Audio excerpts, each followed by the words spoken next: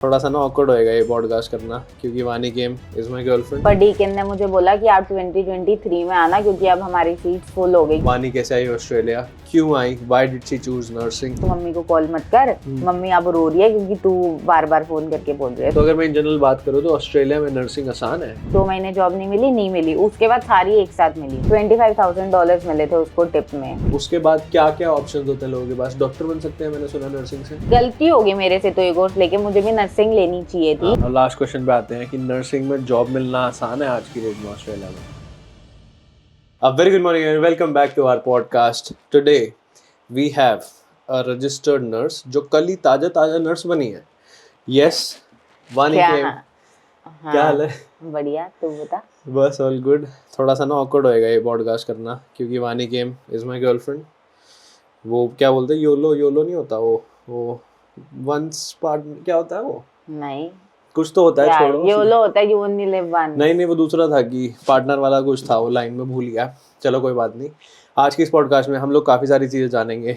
वानी कैसे आई ऑस्ट्रेलिया, क्यों आई, why did she choose nursing, nursing कितनी ज़्यादा हार्ड है अगर किसी को ऑस्ट्रेलिया में प्लान करनी है नर्सिंग, कैसे कैसे प्रोसेस है, क्या क्या आप लोगों का बैकग्राउंड होना चाहिए, प्लस वानी के ऑल द स्ट्रगल्स, क्योंकि वानी जस्ट आफ्टर कोविड आई थी। वानी के सारे स्ट्रगल्स, इसने 2 जॉब करी आके, डबल शिफ्ट्स लगाई हैं, ठीक है, कैसीनो में काम किया है, मैकडॉनल्ड्स में, क्या क्या किया है, मतलब पूरा सब कुछ हम लोग जानेंगे। और हाँ, अगर आप लोग नए इस चैनल पे नीचे सब्सक्राइब बटन में जाके आप लोग तो प्लस नर्सिंग में पीआर है कि नहीं, और है तो ईजी है या फिर बहुत ज़्यादा मुश्किल है, कितने पॉइंट्स पे पीआर आ रही है, सब कुछ हम लोग पूरा एक जनरिक जानेंगे। तो आप लोगों को काफ़ी ज़्यादा मजा आने वाला है। और हाँ, ये मेरा दूसरा चैनल है तो शार्ट टाइम्स, एक तो शार्प बरेजा होगा, उससे भी लगे हाथ एक सब्सक्राइब की थपकी दे देना। पॉडकास्ट को स्टार्ट करते हैं, बीच में केंद्र भी होएगा, इसको इग्नोर कर देना, ये इसको हम कहाँ बंद तो नहीं कर सकते ना भाई। सबसे पहले वेलकम वानी। मिस वानी के मिस बोलेंगे एमएस बोलेंगे? मिस। एमएस नहीं, मिस अच्छा बोलते मिस, हैं। हाँ वो एमएस कौन सा होता है फिर? वो शादी हो जाती है तब? नहीं, वो MRS होता है, वो मिसेज होता है। तो ये एमएस मिस क्या हूँ होता मैं। है? एमआईएस? MS और MISS दोनों मिस होते हैं। तो मतलब फर्क क्या है? एक होता है जब तुम डिवोर्स हो गए हो, जो अच्छा। MISS होता है वो होता है कि मतलब जब हाँ, कि ऐसा कुछ होता है कि ये डिवोर्स या लेडी के लिए यूज हाँ, करते हैं। हाँ, पर मेरे उस पे तो MS ही लिखा है, तो पता नहीं। हाँ, मिस तो चलो ठीक है भाई। तो वानी कब आई थी ऑस्ट्रेलिया? 2022 नहीं, 2022 में। अच्छा 2022 में। हाँ। हाँ। तो क्या क्या क्या पढ़ाई करी है 12th में? हाँ, तो मैंने 11th में पहले साइंस ली थी, पर फिर मेरे से हो नहीं रही थी क्योंकि मैं उस टाइम पे कनाडा चली गई थी थोड़े टाइम के लिए। तो फिर आके मतलब मुझे बहुत वो लग रहा था कि अब मैं कवर नहीं कर पाऊंगी, सब कुछ बहुत टफ था। तो फिर मैंने आर्ट्स ले ली थी, और फिर मैंने घर पे बहुत गालियां भी सुनी थी इस बात के लिए कि हमारे खानदान में किसी ने आर्ट्स नहीं ली और ये मैंने ले ली, और फिर ऐसे, और फिर मतलब बहुत वो हुआ। फिर मैंने ले ली, फिर वो मेरे से बढ़िया हो गई। फिर उसके बाद भी लेकिन यही बोला कि नर्सिंग करनी है, और मेरे को इंटरेस्ट तो था ही कि करना ही है। बट फिर उस टाइम पे मेरे लिए हार्ड था वो लेना एडमिशन, क्योंकि मैं आर्ट बैकग्राउंड से थी, तो मुझे नहीं पता था कि होएगा नहीं होएगा। बट फिर बहुत सारी यूनिस में हो गया, क्योंकि उस टाइम पे उनको 10th तक ही साइंस चाहिए होती थी, और वो फिर एक टेस्ट लेते थे आपका मैथ्स का, एप्टीट्यूड का, तो वो मैंने दिया था। हर यूनि का अलग अलग होता है, और फिर हो गया था। बट अभी भी कुछ कुछ यूनि आर्ट्स में दे देती हैं, अब का नहीं पता, पर उस टाइम शायद कोविड खुला था, इनको नर्सेस चाहिए थी, तो मुझे तो मिल गया था। आर्ट्स की भाई मेरे घर में भी इज्जत नहीं थी स्टार्टिंग से ही। पर भाई बहुत इज्जत है, क्योंकि मेरा था कि मैं लॉयर बनूं या कुछ ऐसे डिप्लोमेट ये वो, पर फिर मैंने ये टर्न ले लिया। मेरे घर में नहीं थी भाई, मेरे में था कि नॉन मेडिकल ही और मेडिकल है। जब मैंने कॉमर्स भी ली थी ना, तब भी मेरे रिश्तेदार यही सोचते थे क्या कि कॉमर्स ले लिया है, तूने तो नॉन विदाउट मेडिकल नहीं मैथ्स है। ली थी ना? हाँ, एडिशनल में मैथ्स थी मेरे। हाँ। बट तब भी लोग यही सोचते थे कि मतलब टैबू है भाई। पहले था, अब नहीं है ऑनेस्टली। हाँ। पहले 2016 की बात है, मैंने जब बीबीए स्टार्ट करी थी, और 2014 में मैं 10th में था, तो तब ऐसे था कि क्यों ले ली कॉमर्स, सारे रिश्तेदार ऐसे सोचते थे। और मेरे 10वीं में कम नंबर भी आए थे, तो मेरे को मिली भी नहीं थी मेरे नॉन आए थे, मेडिकल। मेरे पता कितने आए थे? 95% आए थे, 96 थे। बेस्ट 4 के 96 थे, और टोटल 95 थे। 12th में? 12th में भी 97 96 ही थे मेरे। इतने ही रहे हैं मेरे हमेशा। पढ़ाकू। बट मेरे को तभी तो इतनी गालियां सुनने को मिली। और भाई फिर स्कूल वाले ऐसे होते हैं ना वो, कि जो मेरी कोऑर्डिनेटर थी उसने मम्मी को बोल दिया कि ये साइंस क्यों नहीं ले रही, ये आर्ट्स क्यों ले रही है, आप इसको समझाओ इतना वो भाई बहुत कलेश हुआ था उस टाइम पे तो। और फिर यहाँ से मामा भी हर कोई कि आर्ट्स ले ली इसने भाई, मतलब अलग ही कलेश हुआ था वो तो यही है कि arts तब का। था भाई टैबू, पर अब नहीं है। तब था कि कॉमर्स है, आर्ट्स है, अब तो आर्ट्स से भाई कितनी सारी आप लोग फील्ड्स चूज कर सकते हो। मैंने भी आफ्टर ऑल कॉमर्स से स्टार्ट किया। मेरे को मैकेनिकल इंजीनियर बनना था, फिर मैंने कॉमर्स ली, फिर मैं ग्रेजुएट हुआ आर्ट्स में, मतलब फिल्म एंड टेलीविजन मास्टर्स करी मैंने, आधा अकाउंटेंट भी हो तो। बट खैर मेरी तूने इंडिया पॉडकास्ट में क्या पढ़ी थी? बीबीए। हाँ तो वो आर्ट्स होती है। हाँ नहीं, कॉमर्स होती है वो, कॉमर्स, फिर अकाउंटिंग ली, फिर छोड़ दी वो तो। खैर मेरी पॉडकास्ट है नहीं तो वानी के बारे में बात हाँ। करेंगे। तो फिर यही था, फिर मैंने यहाँ पे एडमिशन लिया। मेरी पता नहीं बहुत सारी यूनी से आ गया था मुझे, और मेरा डीकन से भी आया था, पर डीकन ने मुझे बोला कि आप 2023 में आना, क्योंकि अब हमारी सीट्स फुल हो गई, क्योंकि उस टाइम पे बॉर्डर्स नए नए खुले थे। तो जब नए नए खुले थे तो भाई वो नहीं देते थे इतनी जल्दी ऐसे उसमें कि सीट्स पहली फुल हो जाती थी जब तक इंटरनेशनल्स की बारी आती थी। तो फिर तब डीकन, मुझे जाना डीकन में ही था मेरा शुरू, क्योंकि मेरे मामा भी डीकन से पढ़े हैं, और एक वो है कि सब डीकन से पढ़े हैं, तो मैं भी डीकन में जाऊँ, बचपन से मुझे था। डीकन अच्छा है भाई, नॉट स्पॉन्सर्ड, बट मैं हर डीकन बहुत किसी अच्छी यूनिवर्सिटी है। को हम वैसे नहीं कर रहे, बट ये है कि मेरा अच्छा एक्सपीरियंस था डीकन। फिर मेरे को मिला, फिर एसीयू भी मिला, उन्होंने 20% स्कॉलरशिप दी, सबने 20, 25, 30 दी। फिर स्विनबर्न में मैंने एक उनका निकला हुआ था उस टाइम पे 50% वाला, तो मैंने वो अप्लाई की थी, तो लकीली मुझे वो मिल गई, तो फिर मैंने स्विनबर्न चूज करी थी। आपने बीच में बोला आप कनाडा गए थे, कनाडा क्यों गए थे? मतलब वहां से छूट के ऑस्ट्रेलिया आ गए? यार वो तो वैसे गए थे ना, घर लिया था तब मेरे घर वालों ने। हाँ घूमने गए थे। हाँ वो वैसे ही गए थे हम बस। हाँ, तो फिर कैसा था, मतलब फर्स्ट मंथ कैसा था ऑस्ट्रेलिया में? What were your expectations and reality? नहीं देख, जब आए थे तो मेरा पता क्या हुआ, मेरा वीजा नहीं आया था 2 महीने तक, तो सबको ये था कि चल मतलब मेरा वीजा आ जाएगा, और फिर मतलब प्लानिंग पूरी अजीब हो गई थी हमारी, अलग ही हो गई थी, जो प्लानिंग थी उस हिसाब से कुछ भी नहीं हुआ था। वीजा एग्जैक्ट 2 महीने बाद आया मेरा, 15 जैन को डाला था, 15 मार्च को आया, और फिर मैं 20 मार्च को तो यहाँ पे आ गई थी। 5 दिन? हाँ विद इन, क्योंकि मेरी अरे हाँ, तो मेरी यूनी, मेरा कोर्स शुरू हो रहा था 28 फेब को, पर मेरी यूनी ने बोला कि अगर आप अगले नेक्स्ट 2 वीक्स में नहीं आए तो आप नेक्स्ट ईयर तक डेफर हो जाओगे, तो अब मेरी बहुत फटी थी। ऐसे करते हैं? हाँ क्योंकि नर्सिंग में एक भी क्लास नहीं मिस हो सकती ना, और प्रैक्टिकल्स होते हैं, तो बोले फिर नहीं आ पाओगे, और फिर भाई इतना मतलब वो बहुत अलग सीन था। फिर लकीली मेरा 15 मार्च को आ गया, उन्होंने मेरी नई सीओई दी कि मैं लेट स्टार्ट कर सकती हूँ। वो बहुत स्ट्रेसफुल टाइम था मेरा। फिर वो मैं आ गई फटाफट, क्योंकि और जिस दिन मैं आई नेक्स्ट डे में यूनी चली गई। मतलब मैं रात को यहाँ पे लैंड हुई थी 11 बजे, और नेक्स्ट डे सुबह 5 पॉइंट कुक से यहाँ आई मैं स्विनबर्न, मामा छोड़ने आए थे तब तो, बट फिर हाँ इतना वो था फर्स्ट डे, फिर ऐसे ही हुआ। फिर पहला मंथ कैसा था, मतलब पढ़ाई कैसी थी? What were the cultural shocks you faced? Cultural shocks यार देख, मेरे को पढ़ाई का हुआ था, मुझे लगा था आसान होगी, क्योंकि मुझे तो सब आता है, बट वो नहीं था। मतलब यहाँ पे असाइनमेंट्स में पहले यूनिट में पता है कितने नंबर से पास हुई थी? वो था स्ट्रेंथ बेस्ड नर्सिंग भाई, उसमें वो थी रेफरेंसिंग और बहुत कुछ वो था, मुझे नहीं आता था। मुझे लगा मैंने कर दिया, मैंने वेबसाइट चिपका के लगा दी, मुझे लगा वो रेफरेंसिंग होती है। फिर इंटेक्स नहीं आती थी, तो भाई उसमें उसने मुझे फेल कर दिया, 40 नंबर दिए 100 में से। फिर जो नेक्स्ट असाइनमेंट थी, मुझे कहा और अगर इसमें नहीं हुआ तो मैं फेल हो जाऊंगी ये वाला सेमेस्टर। फिर मैंने उसमें किया, तो बहुत मेहनत करी, फिर मेरे टोटल उस यूनिट में 56 मिले मुझे, मतलब मैं पास ही हूँ उस यूनिट में। वो मेरा आज तक का वर्स्ट स्कोर है, बट वो था बहुत कि हमें इंडिया में नहीं पता होता ना कि रेफरेंसिंग क्या है। भाई मैं तो वेबसाइट चिपका रही थी, HTTP कॉपी करके वही लगा दिया। रेफरेंसिंग जिनको नहीं पता, जो लोग ये पॉडकास्ट इंडिया से देख रहे हैं, जो लोग सोच रहे हैं ऑस्ट्रेलिया आने का, या जो लोग मेरे जैसे थे पिछले 6 महीने में, कि जिनको मतलब जब मैंने स्टार्ट किया था रेफरेंसिंग मेरे को भी नहीं आती थी। कि रेफरेंसिंग क्या होती है कि आपने कोई आर्टिकल देखा है, आपने उस आर्टिकल में से देख के कुछ लाइंस लिए हैं, या फिर आपने वहाँ से रेफरेंस लिया है, तो उसको आप वो देना होता है रेफरेंसिंग, है ना? हाँ। तो वो साइटेशंस और वो सब मेरे को भी नहीं आती थी। वो तो बहुत कम, अभी ऐसे नहीं समझा सकते, बट यहाँ पे हर असाइनमेंट में वही चलती है, तो वो तो आपको सीखनी पड़ेगी। आगे मेरी तरह मत करना, सीख लेना आगे। जब मैंने नहीं हुई थी, तो फिर ये पहला महीना सही कट गया, मतलब धीरे धीरे समझ आ गई। भाई उस टाइम पे जॉब का भी तो स्ट्रेस था। जॉब के बारे में पूछूंगा अभी, जब पूछेंगे तब बताना ना। तो फिर तो पहला महीना फिर कैसे सही कट गया? हाँ चलो फिर जॉब के हाँ, तो फिर जब मैं यूनी आई, ऑलरेडी मैं 3 हफ्ते लेट आई थी, मतलब मेरा सब कुछ मिला के आई वाज 3 वीक्स लेट। तो इतनी जो पेंडिंग असाइनमेंट्स थी, क्विजेस थी, और यहाँ पे हर वीक में होती है क्विज असाइनमेंट, कुछ ना कुछ होता है, तो भाई मुझे तो कुछ समझ ही नहीं आ रहा था। वो महीना तो मेरी पढ़ाई के लिए बहुत वो था कि आके पहले पीछे का भी कवर अप करो, और फर्स्ट सेमेस्टर में तो भाई पूरी बायोलॉजी थी, पहले की नहीं पढ़ी तो मैं अभी की क्या कर दूंगी फिर 3 हफ्ते बाद की। तो वो, और एग्जाम भी था उस टाइम पे, तो एग्जाम होते थे क्लास में जाके। हाँ, मेरे एग्जाम थे बायोलॉजी के मेरे वो नहीं हुआ सारे। आज तक।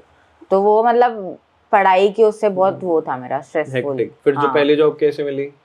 बहुत टाइम बाद मिली थी मुझे। कितना टाइम बाद?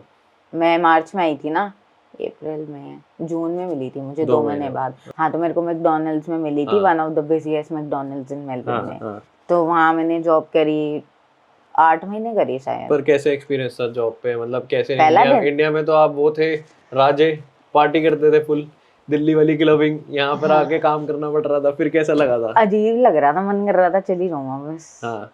तेरे को पता है जब मैं आई थी ना, मैंने 2 दिन मम्मी को रो के यही बोला था कि मेरे को वापस बुला लो, मेरे को नहीं आना, मेरे को नहीं रहना यहाँ। भाई इतना अजीब लग रहा था कि अलग ही लेवल था वो। कहाँ डियर डोना से मैकडॉनल्ड्स आ गई। हाँ, वही हुआ मेरे साथ। और फिर नोनू ने फिर मेरे को फोन करके बोला अब तू मम्मी को कॉल मत कर, मम्मी अब रो रही है क्योंकि तू बार बार फोन करके बोल रही है। तो वो ऐसे इमोशनली भी चैलेंजिंग होता है ना भाई, जब नए नए आते हो। फिर बस हाँ वो था। फिर मेरी जॉब का पहले दिन जब मैं गई तो उन्होंने बोला कि मैं गई, रात को मैसेज किया, इंटरव्यू तो बहुत पहले हो गया था, रात को लिटरली 11 बजे मैसेज आया मेरे पास कि नेक्स्ट डे आप सुबह अवेलेबल हो वो उसके लिए, बडी शिफ्ट के लिए। फिर मैं अब मना तो नहीं कर सकते, पहली जॉब है। तो फिर मैं गई यूनी के बाद वहीं पे सीधा, और मेरी यूनी हॉथॉर्न में थी और मेरा काम सिटी में था। तो मैं बहुत इजीली कम्यूट कर पाती थी। वो मैंने जॉब्स ही ऐसी ली थी कि मैं यूनी, क्योंकि पूरा दिन ही यूनी में जाता था इनिशियली 2 इयर्स, तो वहां से ताकि मैं सीधा काम पे जा पाऊँ। और फिर मैं गई तो उन्होंने बोला कि वो सबसे पहले फ्राइज करवाते हैं ना मैकडोनल्ड्स पे, कि फ्राइज करो। और बस पहले दिन तो मैंने फ्राइज ही करे थे। और फिर एक लड़का था, उसने बोला था कि don't square her otherwise she will not come from tomorrow. क्योंकि मैकडॉनल्ड्स में ऐसे क्यों बोलते हैं? बहुत बिजी था। मैकडॉनल्ड्स में क्या होता है, मैकडॉनल्ड्स अगर आपने काम कर लिया ना तो ऐसे बोलते हैं फूड इंडस्ट्री में आप कहीं पे भी काम कर सकते हो, क्योंकि McDonald's is one of the busiest place you would ever think of working. Specially city वाला था वानी का, मैं मिलने आया करता था वानी से, ये आता था ड्राइव थ्रू में। धीरे धीरे इम्प्रेस कर रहे थे ना, तब आया करता था मिलने के लिए। बट हाँ, जैसे मैंने बोला मैकडॉनल्ड्स पे अगर आप लोग जॉब करते हो तो किसी भी फास्ट फूड में बोलते हैं कर सकते हैं, तो वो बहुत बिजी होता है वैसे काम करना, हर दम लग करते रहो। फिर हाथों पे निशान भी है तेरे? हाँ, आज ये तक रहा निशान ना, है, आज तक पता निशान नहीं है। यार, रुक जा। हाँ, ये रहा, आज तक देखिए जलता था। बहुत जलती थी मैं, क्योंकि स्टार्टिंग में जब आप स्टार्टिंग में ज्वाइन करते हो तो वो आपको सिर्फ फ्राइज पे रखते हैं 1-2 हफ्ते, तो वो सारी शिफ्टें जो, और मेरे पास फुल टाइम आवर्स थे उस टाइम पे, क्योंकि कोविड के बाद हम लोगों के पास 2 साल तक वो थे, फुल टाइम आवर्स थे सारे, कि हम अनलिमिटेड काम कर सकते हैं। तो मैं तो भाई दबा के काम करती थी उस टाइम पे, शिफ्टें भी मिलती थी, बहुत मिलती थी। तो फिर भाई वही रोज जाओ फ्राइज के आगे, वो इतनी हीट आती है, और वो सर्दियों में तो अच्छा लगता है कि हाथ सेक लो, फिर जब वो घर में आती है ना मुंह लाल हो जाता है इतना। हाँ, तो फिर उसके बाद उस टाइम वर्किंग आवर्स हमारे पास फुल राइट्स थे काम करने के, है ना? Specially you had full time hours being in health care sector. हाँ, तो दूसरी जॉब भी करी एक साथ? हाँ, तो मेरे साथ क्या हुआ, जब तक 2 महीने जॉब नहीं मिली, उसके बाद सारी एक साथ मिली। फिर मेरे को टारगेट की मिली, वो पॉइंट कुक वाला जो उधर का है, तो वहां पे मुझे मिली। वहां पे मैंने बडी शिफ्ट करी भाई, वहां पे इतना चिल काम। मैं जब मैकडोनल्ड्स में तो भाई भागते रहो, मतलब शिफ्ट पे you are always on the field, मतलब पागल। और हाँ भाई, जब तुम मैकडोनल्ड्स पे काम करते हो तो नए नए खर्चे आ जाते हैं। वर्क बूट्स होते हैं यहाँ पे, मुझे नहीं पता, मैं पहले दिन तो भाई वो नाइकी के एयरफोर्स पहन गई, और फिर उन्होंने बोला कि नहीं वर्क बूट्स। तो फिर स्टार्टिंग में जब तुम आते हो 1 महीना, तब तो ये खर्चे इतने बड़े लगते हैं ना, $70 के वो शूज आते हैं मिनिमम, मैंने वो उतने का लिया, मिनिमम उतने के ही आते हैं। तो वो सब खर्चे जब स्टार्टिंग में तो बहुत स्ट्रगल रहता है। हाँ, तो फिर मेरे को टारगेट पे मिली। वहाँ पे इतना आसान काम था, कुछ नहीं, बस हैंगर में ऐसे कपड़े लगाने हैं जो गिरे हुए हैं, वो तय करके ऐसे रख दो। वो इतना इजी, बट वो कैजुअल थी, और वो मेरे को दूर पड़ती थी, चाहे मैं उधर ही रहती थी, क्योंकि मैं तब ड्राइव नहीं करती थी। और आप लोगों को पता है बस का सिस्टम कैसा ही है ना, उसमें तो तुम नहीं कर सकते ना कुछ भी। तो फिर मैंने वो वाली नहीं करी, मतलब शिफ्ट्स नहीं पिक करी, 1-2 करी, बट फिर मैंने छोड़ दी, अपने आप ही खत्म हो गया, पता नहीं क्या हुआ। वो टारगेट की मेरी ऐसी ये चली गई। तो मैं मैकडोनल्ड्स में कर रही थी, तो मेरे मेलबर्न का जो कसिनो है उसमें मेरी जॉब थी, तो मैंने उसमें भी बहुत पहले इंटरव्यू दे दिया था जब मई की बात थी, पर मेरे पास अवेलेबिलिटी नहीं थी। तो जैसे ही मेरी यूनी खत्म हुई, फिर मैंने इन सबसे शुरू किया, और उसके बाद फिर मैं डबल शिफ्ट करती थी। कैसीनो में मुझे मिलती थी 5 शिफ्टें, मैकडॉनल्ड्स में भी मिलती थी 5 शिफ्टें। तो मेरा ऐसा होता था कि, और मेरी कैसीनो की शिफ्ट होती थी, यूनी तो सुबह हो जाती थी 8 से जो भी है 2:30 बजे तक मैक्स होता था। फिर उसके बाद 3 to 11:30 मेरी शिफ्ट होती थी कैसीनो में। और फिर वहां से उसके सामने ही मेरा मैकडॉनल्ड्स था, तो मैं वहां से फिर फटाफट कपड़े बदल के सब करके फिर मैं वहां से वहां जाती थी मैकडॉनल्ड्स। तो वो मैं शुरू ही वो करती थी 12 बजे, हालांकि वहाँ की नाइट शिफ्ट होती थी 11 to 7, बट मैंने बोला हुआ था क्योंकि नाइट शिफ्ट पे सिर्फ मैं होती थी, मतलब बाकी जूनियर स्टाफ होता था, पर मैं रन करती थी वो शिफ्ट, और कोई अवेलेबल ही नहीं होता था ना कि नाइट शिफ्ट पे, तो मैंने करी हुई थी सारी। तो फिर मैं वहाँ पे क्या कहते हैं 5 शिफ्टें वहाँ करती थी, तो 11:30 वहाँ से, हाँ 10 होगी ना टोटल। उस टाइम पे तो बहुत अच्छा था कि फिर मैं वहाँ से 11:30 फ्री होके 12 बजे वहाँ पे क्लॉक इन करती थी सामने वॉक करके, और फिर 12 to 7 वहाँ करती थी, और फिर उसके बाद मैं घर जाती थी अगर मेरा नेक्स्ट डे यूनी का ऑफ हो। बहुत सारे दिन ऐसे होते थे कि 3-3 दिन मैं घर ही नहीं जाती थी, क्योंकि ये मेरी साइकिल चलती थी पूरी कि 7 to वो यूनी, 8 बजे यूनी, और फिर उसके बाद कैसीनो 3 to 11:30, और फिर वहां से 11:30 to 7 मैकडॉनल्ड्स। तो ये मेरी पूरी साइकिल चलती थी। कितने घंटे हो गए टोटल? 16 घंटे? हाँ, मतलब 16 घंटे तो मैं काम पे होती थी। हाँ, और सोती कब थी फिर? यूनी में, या जब टाइम मिल जाए। ये कोई एग्जैजरेशन नहीं है भाई। हाँ, ये मतलब मैं बताती नहीं क्योंकि फिर आप लोग बोलोगे कि बता दिया, मतलब ऐसे कि वो कर रहे हो, बट उस टाइम पे मैंने खूब मजे उठाए हैं, मतलब आवर्स के। हाँ, पैसे कमाने के, तभी फीस भरी है, ऐसे थोड़ी बढ़ती फीस है। तो वो जो लोग बोलते कि ऐसे वो नहीं होता भरना, बट हो, जब मैं थी 2 साल तो मेरे पास तो लकीली टचवुड बहुत अनलिमिटेड आवर्स थे बाय लॉ, और मैं एज केयर में काम, और भाई जो होता है अच्छे के लिए होता है, ये चीज भी बताते हैं ना कि मैंने फिर वहाँ पे काम किया, वहाँ पे किया। अभी रुको आगे जाते हैं, मतलब पहले हम लोग कैसीनो के बारे में बात कर रहे थे। वहाँ क्या जॉब थी आपकी? बारटेंडर और फूड एंड बेवरेज अटेंडेंट। तो जैसे जो फ्लोर पे तब तुम खेल रहे हो, तो तब डिपेंड करता है तुम्हें कौन सी शिफ्ट देते हैं। मोस्टली मुझे बारटेंडर मिलता था, तो मैं उससे बहुत खुश थी कि खड़े रहो, ड्रिंक्स बनाते रहो, और वो बहुत बिजी बार होता था, बहुत बिजी। और फिर या तो फिर फ्लोर पे देते थे कि ड्रिंक्स देकर आनी है, जैसे वो भी बहुत अच्छी थी क्योंकि उसमें टिप्स बहुत अच्छी मिलती थी। कैसे आपकी मैक्सिमम टिप कितनी गई है दिन की? 1800 है। $1800 एक दिन की?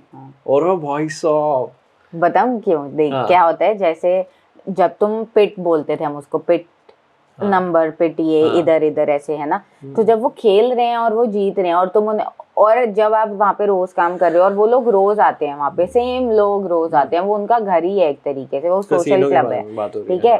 अब मैं नाम नहीं ले सकती, बट है ना, तो वो लोग रोज वहीं आते थे, तो भाई मुझे उनकी ड्रिंक्स पता है। उस टाइम पे मेरा नहीं, जो भी होते हैं उन सबको सब अपने उनकी ड्रिंक्स पता होती हैं, तो वो आए, वो उसके बोलने से पहले हम बना देते हैं, वो नॉर्मल, वो ऐसे होता है प्रोएक्टिवनेस, जैसे बंदा चल गया ले नहीं, वो खुद ही बोल देते हैं, वो देखते हैं तो मतलब यू नो ड्रिंक चाहिए, वो ऐसे हो जाता है बहुत। तो फिर दे दी। अब भाई जब वो खेल रहे हैं, वो टेबल पे हैं, अब वो $70,000 गैम्बल कर रहा है, वो जीत रहा है 70 जितने भी, तो मुझे देगा ना। मतलब वो चीज का फायदा भी बहुत होता है। हाँ, हर किसी जो वो जानते हैं। और ऐसे होता था, एक तो मेरा ऐसे था, बहुत अच्छा दोस्त भी बन गया था वो, कि मैं जब वो मेरी शक्ल देखेगा या कुछ करेगा, वो ऐसे $100 उधर डाल देता था मेरे कप में। हाँ, तो बट क्या होता है, वो जो $100 मिले 30% मैनेजमेंट लेती है, तो मुझे 70 ही मिलेंगे। और मेरी तो कोई टिप नहीं है, मतलब 1800 इज नथिंग जितनी वहाँ पे लोगों को मिलती है। एक लेडी है वहाँ पे, शी वन, उसको मिले थे मतलब टिप में $25,000 मिले थे उसको टिप में,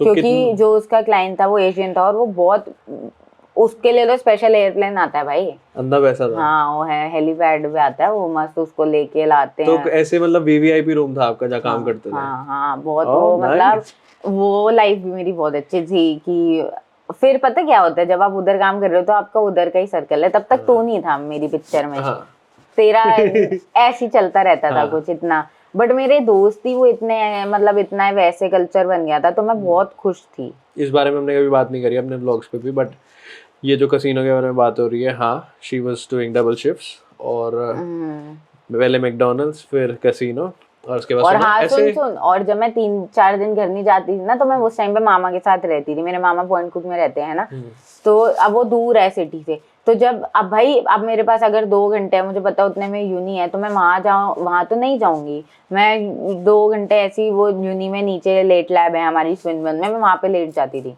मेरे पास स्नैप्स भी हैं 1-2, बट वो ऐसे है ना। तो फिर अब मैं घर नहीं गई तो मामा को लगता था मेरा कोई बॉयफ्रेंड बढ़ गया ऐसे कि फिर मैं घर नहीं आ रही, बट फिर उनको भी बाद में पता चल गया मैं काम ही कर रही हूँ, क्योंकि मैं बहुत पतली हो गई थी। और मैं पता है दिन में कुछ नहीं खाती। एक बार हुआ मेरे को हिट हुआ था कि मैं आज जैसे नाइट शिफ्ट है सुबह, मतलब ये 16 घंटे हो गए, अब मैं घर गई हूँ, घर भी भाई पहुंचने में मेरे को 2 घंटे लग ही जाते थे सुबह, क्योंकि मैं पहले ट्रेन लेती थी यहाँ से सिटी की, सिटी से पॉइंट कुक, विलियम्स लैंडिंग, वहां से बस लेती थी और वो आधे घंटे में मुझे घर पहुंचाती थी। तो ऑल इन ऑल वो मेरा कितनी देर, मतलब 2.5 घंटा 2 घंटा तो ट्रैवल हो ही जाता था।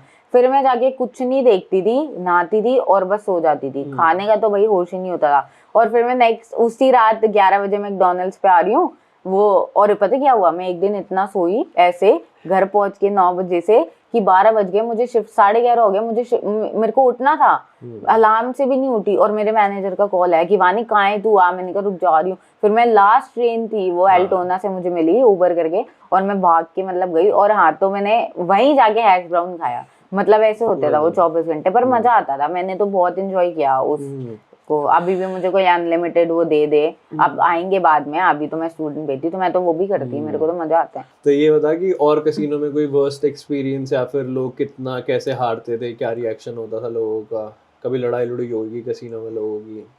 होती थी यार। एक बार पता है क्या, हाँ देख, जैसे हम लोगों का रूल होता था हम स्टैंडर्ड ड्रिंक ही देंगे, ये बात सबको पता है कि अब स्टैंडर्ड ही मिलती है 30 मिल्स। जो बंदा बहुत ज्यादा पी के चल, अब वो भाई वीवीआई पे, उनको तुम एंट्री तो नहीं मना कर सकते, वो आ गए अंदर, but if we feel he is too drunk और व्हाटएवर, वो था एक टाइम पे, वो एक बंदा आया था, वो बहुत ड्रंक था, मतलब उसको कोई होश ही नहीं था, वो इधर उधर सब के गले लग रहा है। तो फिर मेरा सुपरवाइजर आया और उसको बोला कि आप वो, और ड्रिंक्स मांग रहा था, तो हम और अगर मैं सर्व कर दूं तो मेरी जॉब चली जाएगी, कि इतना स्ट्रिक्ट था कि वो जब ऑलरेडी इतना नशे में है तो मैं नहीं दे सकती, फिर सुपरवाइजर ही आएगा, वही देखेगा अपने आप। तो फिर वो आए, उन्होंने फिर वही है नहीं मना किया, बहुत उसको बोला, फिर उसको वापस भेजा किसी भी तरह, बोला कि तुम्हें जो करना है तुम कर लो, बट तुम्हें पूरे इधर कोई भी ड्रिंक नहीं सर्व कर सकता। और एक बार हुआ था, बहुत वीवीआईपी लोग आए थे, मुझे नहीं पता वो कौन थे आज तक, वो ऐसे ही आए फ्लोर पे, और मेरा मैनेजर उधर था, तो उसने बोला यू होस्ट देम। तो जिस टेबल पे जा रहे थे मैं उनके साथ ही जा रही थी, मैंने कुछ नहीं किया, पर वो मेरे को टिप दे के चले गए अपने। तो ऐसे होता था। तो ऐसे कैसीनो में जॉब मिल जाती सबको यार, अब का नहीं पता, उस टाइम पे तो बहुत निकली हुई थी वैकेंसी। और बट मेरे को तो इंडियंस तो कम ही दिखे, इंडियंस थे मैनेजमेंट में थे, बट ऐसे मेरे जैसे कोई लड़कियां, तो मुझे इंडियन लड़की उस एरिया में नहीं दिखी थी, कोई थी बहुत पुरानी, या कोई जैसे होता है ना जो पुराने से काम कर रहे हैं, मेरी एज की तो मुझे ऑजीज थी, बाकी ये सब थे, बट इंडियन तो नहीं दिखी। तो पे अलग होती थी, टिप अलग होती थी हफ्ते की? हाँ, पे तो मैं टच ही नहीं करती थी कभी। कितनी होती थी पे उधर होती थी मेरी यार $32 एन आवर होती थी। और वीकेंड्स पे? यार वीकेंड्स पे भी सेम होती थी। कैसीनो का बहुत बड़ा ड्रॉबैक था कि तुम वीकेंड रोस्टर होना ही पड़ेगा, बिजिएस्ट होता है, तो वो पे सेम पे रेट होता था। बट अभी शायद बदल चुका है, उन्होंने प्रोटेस्ट करी थी। ये हर जगह नहीं होता भाई, पूरे कैसीनो में सिर्फ वानी ने वीवीआईपी रूम में काम किया हुआ है, तो वीवीआईपी एरिया में काम किया हुआ है। ये मैं सोचना कि हर कैसीनो में इतने टिप्स मिलते हैं, वो मेरा लक पता नहीं क्या तो वो हुआ। हम उस आंटी के बारे में बात कर रहे थे, $25,000 एक दिन की टिप मिली उसको। और उसको ये तो 25,000 की मिली है, वो बुढ़िया हो चुकी है, कितने लगती नहीं है, बाल उसके सफेद हैं, पर्सनैलिटी अच्छी है, but she must be 60 around, but वो बहुत सुंदर है, वो लगती नहीं है, तो मतलब 58-60 होगी, और उसको मिली थी ये 3-4 साल पहले की बात है, जस्ट बिफोर कोविड। तो कोई जीत जाता है, तो कोई जीतता है ऐसे वो टिप दे देता है। और क्या होता है उस कैसीनो में कि जैसे मान ले तू चाइनीज है, ठीक है, ये चीज हम बोल सकते हैं, इसमें कुछ वो नहीं है, तू चाइनीज है, और वो जो क्लाइंटल, ऑब्वियसली भाई सबको पता है कि एशियंस बहुत पैसा होता है, वो लोग बहुत गैम्बल करते हैं, और वो वन ऑफ द इनके बहुत बड़े वो होते हैं क्लाइंट्स, तो ये उनको तो इतनी इज्जत देते हैं कि तुम सोच ही नहीं सकते, उनके लिए भाई ये पूरा कसीनो सजा देते हैं चाइनीज न्यू ईयर पे, which is a good thing, वो सेलिब्रेट कर रहे हैं। तो ये सब होता था। तो अब जैसे अगर मैं चाइनीज स्टाफ नहीं हूँ तो वो मुझे उधर नहीं रखेंगे, और कुछ इतने बड़े प्लेयर्स होते थे कि उनका अलग रूम होता था खेलने का, पता है कितना बड़ा रूम, तू सोच ही नहीं सकता। अच्छा। हाँ भाई मैं डिस्क्राइब ही नहीं कर सकती। पता ऐसे कितना मुझे बड़ा एक बार रूम लेके गए, कह रहे आ तुझे दिखाए, कभी चांस नहीं मिला। वो ऊपर था उधर, बोलते कि कोविड के बाद अब कम लोग आते हैं। मतलब बहुत बड़ा रूम था, सिर्फ एक वो बंदे के लिए बुक होता था। और उसमें जो वो होती थी उसको बारटेंडर, ये तो वो भी वो होती थी अच्छा, एशियन जो उसकी कम्युनिटी है, उसकी कास्ट है, वही होएगी। मतलब हम कहना ये चाह रहे और हैं कि उसको ये लोग हमेशा बुलाते हैं, जब भी कोई ऐसा आता है ना बड़ा, उसी को बुलाते हैं। और उसको कोई मर्सिडीज AMG भी देके गया था गिफ्ट। हाँ, पैंडेमिक में ले रही है वो फुल कैश पे। सोच AMG, सोच सकता है अंधा तू। पैसा भाई, मतलब ये है मतलब कि जो लोग वहां पे काम करते हैं वो उन लोगों की लाइफ है। वो कसिनो, अगर वो लोग 20-20 साल से अब काम कर रहे हैं, तुम एकदम से उनकी इनकम से टिप्स हटा लोगे तो उन्हें लगेगा क्या कमा रहे हैं हम। क्योंकि हम लोग इतने यूज टू हो जाते हैं कि दिन के भाई बन ही जाते थे ऊपर के तो पैसे। कभी 100 बन गए, कभी 200 बन गए, कभी 800, कभी 500, डिपेंड्स है ना आपका लक कैसा है, उस दिन क्या मिला। तो ये बहुत मुझे ऐसा लगता है कि ये बहुत गलत लाइफस्टाइल है। जब आप इस लाइफस्टाइल में फंस जाते हो ना, फिर आप और कोई जॉब नहीं कर सकते। और वो लोग उधर ही फंसे हुए हैं, वो नहीं निकल सकते। और विच मतलब लोग खुश भी हैं तो सही है। और उन लोगों ने टिप से अपने रेस्टोरेंट तक खोल लिए हैं, पता है वही तुझे? तो लोग कर रहे हैं जिनके मतलब लिए विच अच्छा है, इज वो हाँ, अच्छा वो है। अच्छा है वो। तो तूने क्यों छोड़ा वो काम वहां से? मैंने इसलिए छोड़ा था, उनकी शिफ्ट्स होती थी 7 to 3, 7 to 3:30, 3 o'clock to 11:30, क्योंकि आधे घंटे का हमारा वो होता था पूरा शिफ्ट ब्रीफिंग, तो वो ऐसे होती थी 3 to 11:30। उसके बीच में शिफ्ट्स आती थी 6 to 4:30। अरे जो भी आता था मतलब clash हो रहा मिडनाइट था। शिफ्ट्स होती थी कि 8 to 4:30, 6 to 7:30, ऐसे मतलब बीच में होती थी मिडनाइट शिफ्ट्स। और रोटेटिंग रोस्टर होता था, तो 3-4 महीने तो मैनेजर अच्छा था, उसने मुझे अलाउ कर दिया ओनली 3 to 11:30 में। मैंने सारे रीजंस दिए, मैं ड्राइव नहीं करती, ट्रेन नहीं मिलेगी एंड ऑल। आफ्टर दैट उन्होंने मुझे ये बोला कि अब तो रोटेटिंग रोस्टर होना ही पड़ेगा, जो कि होता है, विच इज फेयर, वो उसमें उनकी गलती नहीं है। बट मैं नहीं उस चीज को अकोमोडेट कर सकती थी। अगर मैं शिफ्ट कर रही हूँ 6 बजे शाम को, वो स्टार्ट हो रही है, रात के 4:30 खत्म हो रही है, तो मैं यूनी कब जाऊंगी? की है मैंने 1-2 ऐसी, बट उसके बाद मेरा हो गया था कि ऐसे तो ना मैं मैकडोनल्ड्स की कर पाऊंगी, और अगर मैं वो भी छोड़ दूं और अगर मैं सिर्फ इधर की करूं तो भी मैं यूनी कैसे जाऊंगी? मेरी असाइनमेंट्स, और भाई सुबह 8 बजे प्रैक्टिकल होते हैं। अब मेरी तो नींद ही ना खुले, वो प्रैक्टिकल में क्या बता रही है मुझे समझ ही नहीं आ। भाई एक बार हुआ था, पता है तेरे को, मैं सीधा जॉब से प्रैक्टिकल पे गई, सुबह 8:30 होता था, तो शौर मेरी भाई मैं ऐसे बैठी और मैं सो गई, सोई जा रही हूँ बार बार। और वो मेरी अच्छी टीचर थी, वो बोलती वानी व्हाट्स रॉन्ग, ये वो ऐसे, बट उसने कुछ बोला नहीं मुझे। बट मैं भाई सोई जा रही हूँ, मुझे पता ही नहीं, मेरी आँख मैं कंट्रोल ही नहीं कर पा रही कि खुले। तो फिर मैंने वो इसलिए छोड़ी थी, कोई कौन छोड़ेगा भाई टिप वाली जॉब। बट वही है कि फिर पढ़ाई पे मेरे को दिख रहा था कि मेरी सफर हो रही है पढ़ाई इस चक्कर में।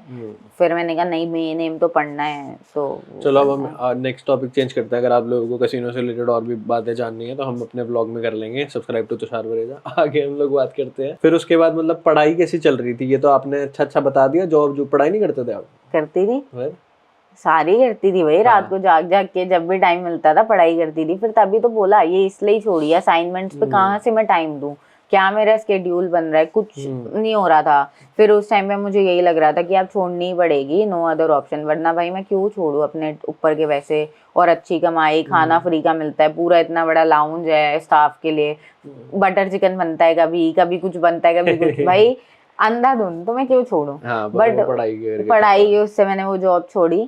और उसमें फिर उसके बाद मेरा ये था कि मैं सेकंड ईयर में आ गई थी जब तक मैंने वो छोड़ी थी। और जब मैं सेकंड ईयर में आई थी तो मैंने हर जगह नर्सिंग की जॉब्स देखी, कि स्टूडेंट की या एज केयर की, कहीं भी। मुझे एज केयर में भी मिली, 2-3 में मैंने किया, नहीं 2 में किया था, बट फिर वो मैंने छोड़ दिया, मेरा नहीं बना वहाँ पे इतना ढंग से। फिर मैं एक एज केयर में मैंने काम किया, जो अब मैं उसमें ही कर रही हूँ। और वो मैंने इसलिए किया था क्योंकि मैंने मतलब अपनी फील्ड चूज अपनी फील्ड में करना था, तो मैंने कहा what better than age care. और मेरे को मामा ने भी बोला था कि एज केयर में देख के देख, और बहुत सारे यूनी में भी लोगों ने ऐसे। तो मैंने सेकंड ईयर के स्टार्टिंग से ही, जब तक आप फर्स्ट ईयर में होते हैं आप एज केयर में नहीं काम कर सकते unless you have the certificate of age care. But मुझे अपनी फर्स्ट प्लेसमेंट कंप्लीट करनी थी और उसके बाद ही मैं एज केयर में काम कर सकती थी। तो मैंने वो कंप्लीट करी थी नवंबर में, और फिर मैं नेक्स्ट ईयर जनवरी से तो मैं काम ही कर रही थी एज केयर में उसके बाद। बट यही था कि उसमें फिर एज केयर से बहुत फायदे होते हैं। पहली बात तो पे अच्छा होता है, और उसके बाद शिफ्ट भाई, और उस टाइम पे तो बच्चे इतने भी नहीं आए थे, शिफ्ट और फुल टाइम आवर्स थे मेरे पास, फुल शिफ्ट थी इंक्लूडिंग वीकेंड्स, और वो मेरे को ज्यादा बढ़िया लगने लग गया। फिर टाइम भी है, मैं टाइम से पढ़ भी रही हूँ, और सबसे बड़ी बात वो मेरी यूनी से 5 मिनट दूर है, और फील्ड की जॉब है, फील्ड की जॉब है, और मतलब मेरा कम्यूटिंग इजी हो गया, मैं मतलब बहुत चीजें सॉर्ट हो गई थी। और जो मुझे अब रियलाइज हुआ कि एज केयर से मुझे इतना मतलब सीखने को मिला कि जो दवाइयों के नाम होते हैं, हमको देख, जब हम नर्सिंग पढ़ते हैं, जब हम प्लेसमेंट पे जाते हैं, हमको जब मान ले मेरे को तेरे को ये अमोक्सिसिलिन देनी है ना, तो भाई मेरे से पहले मेरी बड़ी पूछेगी कि मैं तुझे क्यों दे रही हूँ, ये दवाई क्या करेगी, इसके क्या साइड इफेक्ट्स हो सकते हैं। तो ये नॉलेज अब हमें तो सेकंड ईयर में तो पूरी बुक दे दी थी भाई, पूरा यूनिट था फार्म क्या बोलते हैं मेरे को क्या पता यार, फार्मो कुछ जो भी है, फार्माटोलॉजिस्ट, नहीं यार शिट मैं भूल गई, बट कुछ जैसे दवाई मेडिकेशंस का, और ये पूरी फार्मेसी टाइप ये सब पूरा हमको इतनी बड़ी, आज भी है मेरे पास वो ड्रग बुक है, और बोला कि जब भी तुम्हें टाइम मिले तुम याद करते रहो हर चीज ऐसे। बट भाई इससे बेटर क्या ही है कि मैं जब रोज काम पे जा रही हूँ, मैं रोज उन्हें मेडिकेशंस दे रही हूँ, मुझे वही ब्रश अप हो रहा है इतना कुछ। और भाई एज केयर में इतना कुछ देखने को मिल जाता है कि प्रेशर इंजरी, अब भाई इमरजेंसी में नर्सेस क्या कर रही हैं, क्या क्या इन्हें चीजें होती हैं, हर चीज। और फिर जब मैं हॉस्पिटल में जाती हूँ तो मुझे डर नहीं लगता, क्योंकि मुझे पता है थोड़ा बहुत। अभी भी जब मैं अपनी प्लेसमेंट पे गई थी, मेरी टीचर ने मुझे बोला था, जो मेरी बड़ी शिफ्ट थी, कि तू ऑलरेडी नर्स है पहले से इंडिया या इधर जो तू यहाँ पे। हाँ मैंने कहा ऐसे क्यों बोल रही है, तो मैंने कहा नहीं नहीं ये तो मैं यहीं पे पढ़ रही हूँ। तो फिर थोड़ी देर बाद जब मैं कुछ और कर रही थी, वो पूछ रही थी और कहाँ पे जॉब करते हो, तो तब मैंने बताया एज केयर में कर रही हूँ मैं 2 साल से। फिर बोली अच्छा अब मुझे समझ आया कि तू इतना कॉन्फिडेंट कैसे है ये वो। तो मैंने कहा वाह, कोई अगर नर्सिंग के स्टूडेंट है या तो फिर भाई करो एज केयर में करो, हाँ, इससे बेस्ट तुम्हारे लिए कुछ नहीं हो आगे के लिए सकता। भी, हाँ। दिस इज अ ब्लेसिंग कि अगर तुम कर रहे हो, क्योंकि जो सीख यहाँ से मिलेगी ना, जो नर्सिंग वाले हैं उन्हीं को समझ आएगी, तुझे नहीं आएगी। नॉर्मल लोगों को लगेगा यार क्यों ऐसे बोल रही है, बट भाई जो नर्सिंग पढ़ रहा है, अगर तुमने एज केयर में 2 साल कर ली, तुम जेन्युइनली इतना तुम्हें पता होगा ना कि तुम आउटस्टैंड करोगे अपने लोगों से। और दूसरी बात नॉलेज होती है और कॉन्फिडेंस होता है भाई। डरते हैं ना स्टार्टिंग में तो कि क्या, अब भाई कोई आ रहा है उसका मुझे पता है हार्ट रेट एकदम से 100 से 60 जा रहा है, 60 से 85 जा रहा है, मुझे पता है वो एट्रियल फिब्रिलेशन है, वो एएफ होता है, हार्ट का वो होता है। बट मुझे ये भी पता है कि वो एज केयर में मोस्टली लोगों को होता है, तो वो किस मेडिकेशन पे होते हैं। अगर वो उसको मेरे पेरेंडोप्रिल दे रहे हैं या कुछ भी दे रहे हैं, तो मुझे पता है वो अच्छा एएफ।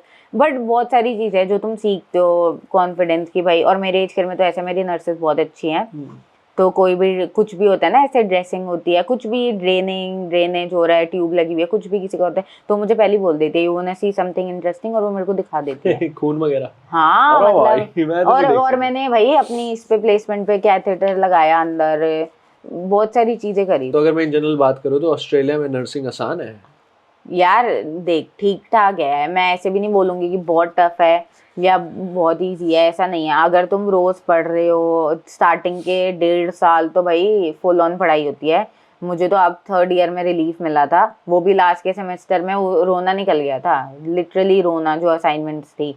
बट मतलब ठीक है, ऐसा नहीं है कि तुम नहीं कर सकते, अगर करना चाहोगे तो ऑब्वियसली तुम कर ही सकते हो। जिसका इंटरेस्ट है, जो शिद्दत से करे तो हो सकता है, नहीं इंटरेस्ट नहीं है तो फिर भाई फायदा ही नहीं है, प्लेसमेंट भाई फेल हो जाओगे, फीस भी बेकार जाएगी। तुम्हारी क्लास में बच्चे फेल हुए अभी, जैसे अभी वानिकी से डिग्री खत्म हो गई है, शी स्टार्टेड इन मार्च है ना 2022, और अभी दिसंबर 2024 में खत्म हो गई। 3 साल की डिग्री होती है, 2 महीने ऊपर नीचे हो जाता है इन लोगों में प्लेसमेंट्स के करके, वो एक्स्ट्रा गैप होता है, but she is finished degree. But लोग फेल हुए हैं क्लास में। जो मेरा फर्स्ट वाला यूनिट था ना, जिसमें मैंने बोला कि मैं भी जस्ट पास हुई हूँ 6 नंबर से, उसमें बहुत बच्चे फेल हुए हैं। फिर सेकेंड ईयर देखिए, हर साल एक ना एक ऐसा यूनिट देते हैं जो बहुत हार्ड होता है टू पास, तो उन्हीं में मोस्टली बच्चे फेल होते हैं, क्योंकि वो यूनिट ही ऐसा होता है, उसकी मार्किंग ही ऐसी होती है। मतलब मैं तुम लोगों को यहाँ बताने बैठूंगी ना, लिटरली बहुत देर हो जाएगी। जैसे भाई बोलते हैं कि तुम खुद एक ऐसे पढ़ो और अब उसको पूरा वो करो, जज करो, क्रिटिक करो, और उस भाई मतलब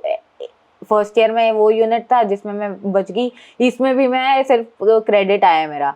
और जो अब ये 3rd वाला हुआ, इसमें भी अभी जो याद है जो मैंने और उसने साथ में किया है, जिसमें बोला कि जाके तुम प्रोजेक्ट कंडक्ट करो और उस पे पूरा वो दो, मतलब Review. हर चीज रिव्यू दो, Vlog बनाओ। स्टेक होल्डर्स बनाओ, प्रूफ, मतलब भाई फुल ऑन। ये हर साल में एक यूनिट ऐसा देते हैं जिसमें तुम्हारा रोना निकलेगा, but other than that it's okay. हाँ चलो प्लेसमेंट के बारे में बताओ, प्लेसमेंट्स क्या कैसे होती हैं? यही तो वर्स्ट पार्ट है। पढ़ाई तो भाई रो दो के हर कोई कर लेता है कि चल कर लिया है ना, बट फिर प्लेसमेंट्स होती हैं 800 आवर्स लीगली लिखा हुआ है कि 800 घंटे तो तुम्हें लगानी ही है। तो वो कैसे होता है कि 8-8 घंटे की शिफ्ट होती है। अभी जैसे 2 वीक्स की प्लेसमेंट है तो वो होते हैं 80 आवर्स, 4 वीक्स की है तो 160 हो गए। तो फर्स्ट ईयर में तुम्हें सिर्फ आई थिंक 2 वीक्स की देते हैं, सेकेंड ईयर फुल ऑन देते हैं, थर्ड ईयर भी मस्त देते हैं। लेकिन क्या होता है कि ये लोग बोलते हैं, ये किसी को नहीं पता और ये बहुत बड़ा सच है, जो ये चीज होती है कि 800 घंटे की जो प्लेसमेंट है कि 800 घंटे की है, भाई नहीं होती है 800 घंटे की, उससे बहुत ज्यादा की होती है। कैसे 7 to 3 तुम्हारी शिफ्ट यहाँ पे शुरू हो गई है ना, बट ये 7 to 3 काउंट ही नहीं होता, काउंट होता है 7 to 3:30 काउंट होता है। तो जिसमें से कि हाफ एन आवर का ब्रेक निकाल लो और देन मतलब 7 to 3 8 घंटे हुए, बट तुम्हें लगाना 7 to 3:30 पड़ता है। अब वो 8.5 आवर्स होते हैं। तो इन्होंने जो 800 घंटे लिखे हैं that clinically when you are on the floor, but जो जैसे हो गया 7 to 3:30 तो तुम तो 8.5 घंटे गए, बट वो 8 घंटे काउंट होंगे, विच इज फाइन है ना। बट ये चीज ये नहीं लिख के देते, मुझे भी नहीं पता था, इन्होंने 800 घंटे लिखा तो भाई 7 to 3 अगर मैं उसको भी 8 काउंट कर लूं, बट नहीं करते ये उसको काउंट, उसको 7.5 काउंट करते हैं। तो anyhow it has to be 7 to 3:30, 1 to 9:30 कि जिसमें से तुम्हारा हाफ एन आवर का ब्रेक अलग है, वो तुम्हारी प्लेसमेंट में काउंट ही नहीं होगा। तो अब अगर तुम काउंट कर लो 800 घंटे में उन हर 800 घंटे पे आधा घंटा प्लस है। अरे वो तो ठीक है, हाँ, पर ये बट मैं बताओ ऐसे पैसा नहीं मिलता ना। नहीं, हाँ मतलब ये भी चीज है कि भाई क्योंकि ऐसे होता है, ये डाउट मुझे भी था। तो हाँ अनपेड होती हैं तो तुम 8.5 घंटे फ्री का काम करोगे, 850 घंटे, 800 घंटे। हाँ जो जितने भी वो घंटे मतलब ये बनते लगा लो हैं अगर तुम आप लोगों लगा की, लो। अगर आपकी $30 भी पे है तो $24,000। हाँ अगर तुम मिनिमम भी लगा लो तो कम से कम नहीं तो $25,000 तुम लॉस करते हो, अगर तुम उस नजरिए से देखो कि तुम इतना वो कमा सकते थे इन आवर्स में। बट ठीक है भाई इन जनरल चलो, पर प्रॉब्लम पता है कहाँ आती है, जब स्टूडेंट लाइफ है specially if you are a citizen और अ पीआर। हाँ, और या फिर ये हो कि तुम्हारा पार्टनर पीआर हो या कोई स्पाउस पे हो तुम, तो इट इज इजियर कि एक बंदा तो चलो कमा रहा है ना, तो एक अगर ये स्ट्रगल कर रहा है तो एक से तो हो रहा है ना। अब तेरे मेरे में हम दोनों ही स्टूडेंट थे, और ना भी हो बंदा जो अकेला हो वो भी भाई स्टूडेंट है, वो काम भी करेगा। और चल मेरे टाइम पे तो अनलिमिटेड आवर्स है, तो मेरे 2 साल निकल गए पैसे की बिना कमी के, कि मैंने फीस भी दे दी क्योंकि मैंने जोड़ लिए पहले फुल टाइम करके। बट जो अभी गए हैं उनके लिए तो बहुत टफ है ना, 24 घंटे में रेंट, खाना और फिर प्लेसमेंट। तो भाई जो लोग ऐसे समझते हैं कि नर्सिंग इजी है, नहीं है, ये चीज है कि ये मैंने बहुत सुना है इधर उधर भी, इंस्टा पे भी बहुत लोग बोलते हैं कि नर्सिंग कर लो, पीआर है बहुत बढ़िया है। नो डाउट पीआर है, वो भी अब इतनी इजी नहीं है as compare to other occupations, वो इतनी इजी नहीं। मेरे कहने का मतलब ये है कि जो लोग बोलते हैं कि नर्सिंग इजी है, नर्सिंग कर लो, पीआर है, बहुत रील्स भी बनी है ना इस चीज पे कि मैं तो नर्सिंग ही कर लूँ उसमें पीआर है, तो भाई कर लो, किसने मना किया है। लगाओ इतना फ्री का काम करो, जरा पढ़ाई करो, असाइन करो। तो मैं ये नहीं बोल रही कि नर्सिंग किसी चीज से ज्यादा टफ है या वो है, बट वो अपने आप में ही टफ है। तो जो जिन लोगों को लगता है कि बस पीआर के लिए, बहुत मीम्स बनती है कि मेरी तो बंदी नर्सिंग वाली होती, हाँ कि मेरी तो बंदी नर्सिंग वाली होती तो मेरी भी पीआर, तो भाई तुम भी बना लो ना, तुम्हें कोई मना नहीं कर रहा, और खुद कर लो। इतनी अगर इजी है नर्सिंग पीआर के लिए जैसा लोगों ने करते हैं लोग, तो भाई करो। तो जो लोग कर रहे हो उन्हें पता है नर्सिंग कैसी है, खून होता है उसमें इतना, 10 चीजें होती हैं। और भाई पहली बात चल मेरी इंग्लिश ठीक है ना कि मैं बात कर सकती हूँ। अच्छा मतलब तू समझ रहा है कि स्टार्टिंग में ये चीजें, इसलिए मैं बोलती हूँ एज केयर में काम करो, तुम खुल जाते हो पेशेंट से बात करना, रेजिडेंट से बात करना, और वो मैं उससे ही खुली थी। अब अगर मैं एज केयर में नहीं करती और मैं जाके हॉस्पिटल में पेशेंट के सामने खड़ी हूँ और साइड में मेरे को जो असेस कर रही है वो खड़ी है, भाई फटती है, एंशियस हो जाता है इंसान, क्योंकि क्रिटिकल होता है तो बहुत लोग चीजें। वो ये कि लोग के हल्के में लेते हैं नर्सिंग, हाँ बट ऐसा नहीं है, मतलब मैं ये नहीं बोल रही कि नहीं हो सकती, हो सकती है, अच्छे से करो। बट जो लोग ऐसे बोलते हैं कि नर्सिंग बहुत इजी है, पीआर के लिए मेरी भी बंदी हो, या मेरे को भी गलती होगी मेरे से, तो ये कोर्स लेके मुझे भी नर्सिंग लेनी चाहिए थी, तो भाई ले लो, कहीं नहीं भागा जा रहा नर्सिंग का कोर्स, आज भी यही है, $1,00,000 इसकी फीस होती है, करो ना, कोई मना नहीं कर रहा। बट फिर ऐसे झूठ मत बोलो कि बहुत ईजी है, क्योंकि जो लोग स्ट्रगल कर रहे हैं नर्सिंग का, मेरा तो भाई फुल टाइम आवर्स में निकल गया, बट जो लोग अभी कर रहे हैं उनसे तो पूछना कितना मुश्किल होएगा। और मेरे को भी ये चीज सुनने को मिलती है, खैर इसका जवाब तो हम आपको बाद अभी में वो देंगे। सब तो खैर आएगा, बाद में देंगे, वो भगवान ही जवाब देगा भाई, अभी नहीं। खैर हम उसके बारे में बात करते हैं कि पीआर है नर्सिंग में, नहीं आज की है पीआर है, बट जब मैं आई थी तब बहुत इजी थी पीआर लेनी, नर्सिंग नहीं, पीआर लेनी उस टाइम पे इजी थी, और अभी उससे कंपेयर करके तो टफ हुई है। हाँ वो मतलब उस टाइम पे आई थिंक 70 पॉइंट्स 65 पॉइंट्स, अभी तो एटलीस्ट 75 तुम्हारे पास होने चाहिए। उसकी भी फाइल इतनी जल्दी थोड़ी खुल रही है, 85 पड़ी हुई लास्ट है। टाइम हाँ मैंने देखी थी। 85 80 तो मतलब थोड़ा सा हो गया है टफ। दैट्स बिकॉज इन्हें पता है कि अब नर्सिंग में बच्चे आ रहे हैं और नर्सिंग में एडमिशन हो रहे हैं। मतलब मैं जिसको भी अभी देखूं, मोस्टली लोग आ ही रहे हैं ना नर्सिंग में, तो इनको जितनी चाहिए थी वो पूरी हो चुकी हैं। जो इनका एस्टिमेट है, अब मैं भूल गई इतना एग्जैक्ट नंबर, 50,000 था शायद कि 2025 तक 30,000 चाहिए, 2030 तक 80,000 से नर्सेज चाहिए। और ये भाई फिगर राइट नहीं है, मतलब जो मेरे को 1 साल पहले जो मेरे हॉस्पिटल में बात हुई थी मैं उससे बता रही हूँ, अभी का चेंज हो गया होगा, बट इतना लगभग होती हैं, ठीक है, इनको चाहिए थी। अभी जितने बच्चे इनरोल हुए हैं, जो अब जैसे मेरा बैच ग्रेजुएट हुआ है, जो मेरे से पहले वाला हुआ था, ऑल ओवर ऑस्ट्रेलिया की बात है ना ये, तो हो रही हैं। मतलब अब ऐसा नहीं है जो पहले वाली शॉर्टेज थी, अभी है इन पे कि काम तो इनका बढ़िया चल रहा है। और जो अभी बच्चे पढ़ने आ रहे हैं, अगर ये लोग पूरा कैलकुलेट करते हैं, इकोनॉमिक्स में पूरा कैलकुलेटेड होता है, इस साल इतने हो रहे हैं, अगले साल अभी इतने एनरोल्ड हैं, तो उस हिसाब से इनका वो इतना नहीं, हाँ, तो वो इसलिए यही है। अगर अब आज से तुम 2 साल बाद बोलो मैं नर्सिंग में आना, तो पता नहीं क्या हो, क्या पता हो ना हो, यू नेवर नो, क्या पता अकाउंटिंग की तरह वो भी 100 पे हो जाए पॉइंट। घंटा देखी पॉडकास्ट हमने, इसने तो डिमोटिवेट कर दिया। ऐसा नहीं है, ऑस्ट्रेलिया में हमेशा सप्लाई एंड डिमांड होता है। When I came to Australia to study my masters of accounting, तब उसमें पीआर थी नहीं थी उस टाइम पे। मैं एयरपोर्ट पे आया था, मैं आ ही रहा था दिल्ली से इधर ऑस्ट्रेलिया ही, तो एक भाई मिला मेरे को, वो तास्मेनिया का था, ठीक है। ऐसी बात चल रही, कह रहा अच्छा ऑस्ट्रेलिया जा रहे हो, मैं कहा हाँ साथ ही बैठे हम, तो फ्लाइट तो यही है। कह रहा, फिर कहता है कि क्या करने जा रहे हो, मैं कहा अकाउंटिंग। कह रहा उसमें तो पीआर है ही नहीं। कह रहा वापस हो लो। मैं कहा लो फिर प्लेन उल्टा, मतलब ऐसे तो हमने कहा नहीं, बट गंदा जोक। तभी भाई ने डिमोटिवेट कर दिया था कि मैं दिल्ली में ही था और हम फ्लाइट में ही बैठे थे, 10 साइड में बैठा था।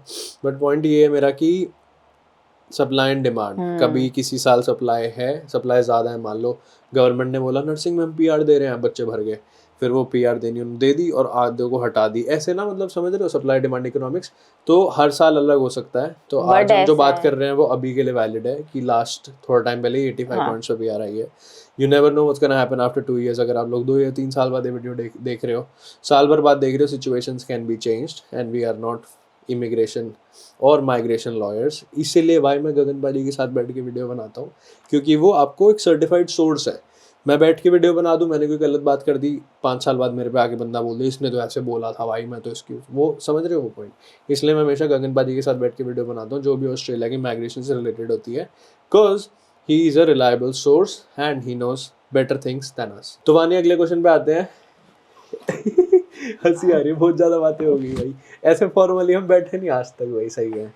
बट हाँ ये बताओ कि नर्सिंग एक बार हो गई, ठीक है, मान लो बैचलर्स ऑफ नर्सिंग हो गई, उसके बाद क्या क्या ऑप्शंस होते हैं लोगों के पास? डॉक्टर बन सकते हैं मैंने सुना नर्सिंग से, कैसे?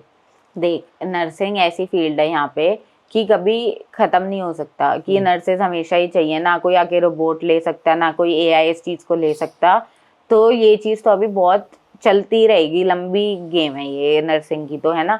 तो इस चीज में ये है कि जैसे मान लो आज भी मैंने बैचलर्स ऑफ नर्सिंग कर ली, भाई इतनी फील्ड्स हैं ना, इतनी फील्ड्स हैं जो इंडिया में मुझे कभी सोचा भी नहीं था मैंने, और ना पता था। मतलब भाई पीडियाट्रिक्स अलग जो बच्चों का होता है, ठीक है, एनेस्थेटिक्स जो आपको पता है ना, एनीस्थेटिस्ट होता है, वो इंजेक्शन लगाता है सर्जरी से पहले। हाँ, तेरे को भी लगा दो चल। तो वो इंजेक्शन लगता है, तो उसके साथ में भी एक नर्स होती है, which is a really high paying job again, तो एनेस्थेटिक नर्स। फिर स्क्रब स्काउट होता है जो सर्जरी के टाइम पे डॉक्टर को हेल्प करते हैं, इंस्ट्रूमेंट्स देते हैं पूरा, है ना, वो होता है। फिर जेनमेड होता है जो, जैसे मान ले, जेनमेड इज जनरल थिंग्स, मतलब कोई आया पेट दर्द से, ऐसे जिसको कुछ सीवियर नहीं होता, वो वार्ड होता है, उसमें एल्डरली लोग भी आते हैं। कार्डियक वार्ड होता है, रेस्पिरेटरी वार्ड होता है। वैरायटी वैरायटी तो भाई ऐसी है कि जो Very इंडिया में जितनी खाने की है ना, उतनी यहाँ पे नर्सिंग की फील्ड्स की वैरायटी है। अच्छा, तुम कम्युनिटी ऐसे छोले नर्सिंग, भटूरों को नर्सों से कंपेयर कर अरे रहे हो। भाई मतलब लिटरली भाई कि खत्म ही नहीं हो रही कि हाँ। कम्युनिटी नर्सिंग है, कि मान ले कोई घर पे इल है ना, उसको बस जाके आईवी एंटीबायोटिक्स देनी है तो वो है। एज केयर नर्सिंग है, फिर ट्रैवल नर्सिंग है which is again high paying. Travel nursing में क्या है, अभी मुझे मान ले जो 4 हफ्ते का कॉन्ट्रैक्ट आया कि हाँ भाई तुम यहाँ से एडिलेड जाओ, 4 हफ्ते किसी उधर काम regional करो, area में। And then they will pay you $60 to $70 an hour which हाँ। Is written. जो अभी जो मुझे अभी देखा है कि 60 to 70 वो तुमको दे रहे हैं पर घंटा। Then they will also give you accommodation. और देख इसमें क्या क्या हुआ, अकोमोडेशन फ्री, हाउसिंग खाना। फ्री, खाना तो नहीं चल, अकोमोडेशन फ्री हो गई, flight tickets free, $60 to $70 an hour। तो ऐसी जॉब फिर कोई समझ रहा है, ये चीजें इतनी है बट बहुत अपॉर्चुनिटीज है। मेरे कहने का मतलब है और अंधाधुन है। ये बताओ डॉक्टर कैसे बन सकते हैं, मतलब कि या फिर नर्सिंग, ये तो बहुत सारी नर्सेस के बारे में बात कर ली, but if you want to become a doctor और क्या बोलते हैं उसको, सर्जन, वो सोर्स भी बनता है। सर्जन बहुत वो अलग नहीं, होता पहले है। डॉक्टर की बताओ। हाँ चल, डॉक्टर की देख ऐसे होती है, अभी मैंने नर्सिंग कर ली, ठीक है। यहाँ पे जनरली डॉक्टर बनने के लिए आपको 3 साल की बैचलर्स डिग्री चाहिए होती है in any health related field. Pre med भी बोलते हैं उसको, फार्मेसी भी हो सकता है, anything related to health should be in health, है ना। तो वो 3 साल का, जैसे मैंने नर्सिंग कर ली तो वो मेरी काउंट होएगी क्योंकि मैंने नर्सिंग ऑब्वियसली, है ना। फिर उसके बाद जैसे हमारा इंडिया में होता है नीट, यहाँ पे होता है गैमसेट। बिफोर ये आगे कुछ भी प्रोसेस बढ़ेगा तुमको वो देना है, और वो साल में शायद सिर्फ 2 बार कंडक्ट होता है। और वो ऐसा नहीं होता बायोलॉजी आ गई नीट वाला नहीं है वो, उसमें क्या अलग अलग पोर्शंस हैं, सोशल साइंसेज, रिटन ऐसे वाला, फिर एक पूरा बायोलॉजी का पूरा एनाटॉमी। तो वो तुमको सारी चीज़ों में असेस करते हैं, एप्टीट्यूड उसमें फिजिक्स भी है, मैथ्स भी है, सब कुछ है, तुम्हारी राइटिंग स्किल्स भी हैं, इंटरव्यू भी होता है उसमें। तो वो बहुत अलग लेवल है, ठीक है, और वो बहुत टफ है। मतलब नीट दिया था, क्या सोचा कभी? नहीं, अच्छा ठीक है, चलो हाँ कंटिन्यू। ये ऐसा होता है गैमसेट, ठीक है। मुझे नहीं पता था कि इतना टफ होता है, बट बहुत वो है, ये अलग ही लेवल है इसका, है ना। उसके बाद तो ये तुम देते हो, फिर जो भी तुम्हारा स्कोर आता है उसके बाद तुम यूनिस को अप्लाई करते हो। और मेलबर्न में आई थिंक 3-4 ही हैं मेडिकल स्कूल्स, इतने नहीं है ना। बड़ी बड़ी यूनिस ही करती हैं मेडिकल स्कूल्स, तो डीकन करती है, लट्रोप करती है, डीकन का बहुत फेमस स्कूल है। तो ये मुझे भी 3-4 ही पता है, किसी को और पता है तो प्लीज बता दो, मैंने अभी इतना वो इस पे देखा नहीं।